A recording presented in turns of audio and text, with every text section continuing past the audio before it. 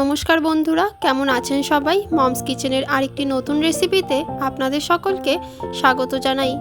আজকে আমি তৈরি করব ঘরে তৈরি গজা। আর এটি তৈরি করার জন্য আমি এখানে একটি পাত্রে নিয়ে নেব 1 কাপ ময়দা। তারপর আমি এর মধ্যে কিছুটা পরিমাণে দিয়ে দিলাম নুন আর দিয়ে দিলাম সাদা তেল। তারপর আমি এটিকে হাত দিয়ে খুব ভালোভাবে মেখে নিচ্ছি এবং ময়াম দিয়ে নিচ্ছি। এরকমভাবে ময়াম দিয়ে নেওয়ার পর তারপর আমি এটিতে অল্প অল্প করে জল দিয়ে ভালোভাবে মেখে দেব। একবারে পুরোটা জল দেব না, অল্প অল্প করে জল দিয়ে দিয়ে তারপর ভালোভাবে হাত দিয়ে আমি এখানে মেখে নিচ্ছি। এখানে মেখে নেওয়ার পর তারপর আমি এটিতে সাদা তেল দিয়ে নিলাম এবং এটিকে ভালোভাবে বেলে নিচ্ছি। এটিকে রুটির মতো ভালোভাবে পাতলা করে বেলে নেওয়ার পর আমি এখানে ছুরির সাহায্যে এটিকে 4 কোণাভাবে কেটে নেব।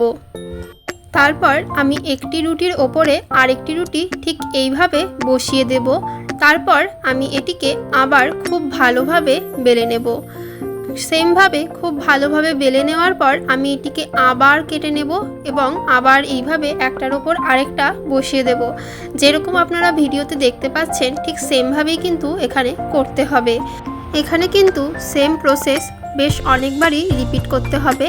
এখানে আবার ভালোভাবে বেলে নিয়ে তারপর আবার ছুরির সাহায্যে সেমভাবে কেটে নিয়ে তারপর এর ওপর আমি একটু একটু করে জল লাগিয়ে দেব এবং আবার সেমভাবে এর ওপরে আমি আরেকটার ওপর আরেকটা বসিয়ে দেব। তারপর বেলে নেওয়ার পর আমি মাঝখান থেকে কেটে নিয়ে তারপর আমি এরকমভাবে গজার শেপ দিয়ে নেব।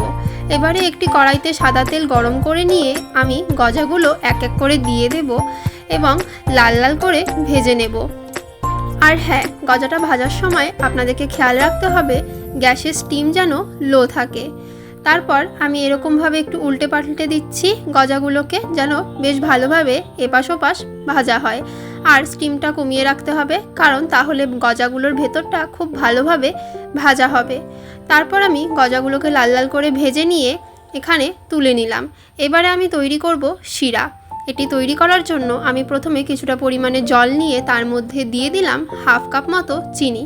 এবারে আমি এটিকে বেশ কিছুক্ষণ জাল করে নেব। বেশ কিছুক্ষণ জাল করে নিতে হবে, তারপরেই আমাদের তৈরি হয়ে যাবে কিন্তু শিরা। এবারে আমার শিরা তৈরি হয়ে গেছে। এর মধ্যে আমি দিয়ে দিলাম এক এক করে গজাগুলো। এক এক করে গজাগুলো দিয়ে নেওয়ার পর তারপর আমি বেশ কিছুক্ষণ গজাগুলোকে ভিজিয়ে রাখবো। আর গজাগুলোর ভেতরে শিরাটা খুব ভালোভাবে ঢুকবে। আর হ্যাঁ, অবশ্যই গজাগুলো দেওয়ার পর কিন্তু কিছুক্ষণ একটু জাল করে নিতে হবে। ব্যাস, তৈরি হয়ে গেল আমাদের গজা।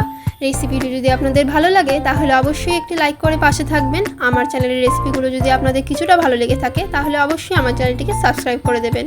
আজকের মতো এইটুকুই। দেখা হচ্ছে আবার পরবর্তী একটি নতুন রেসিপি নিয়ে মমস কিচেনের আরেকটি নতুন ভিডিওতে। আপনারা সবাই সুস্থ থাকবেন, ভালো থাকবেন। আজকের মতো এইটুকুই। টাটা।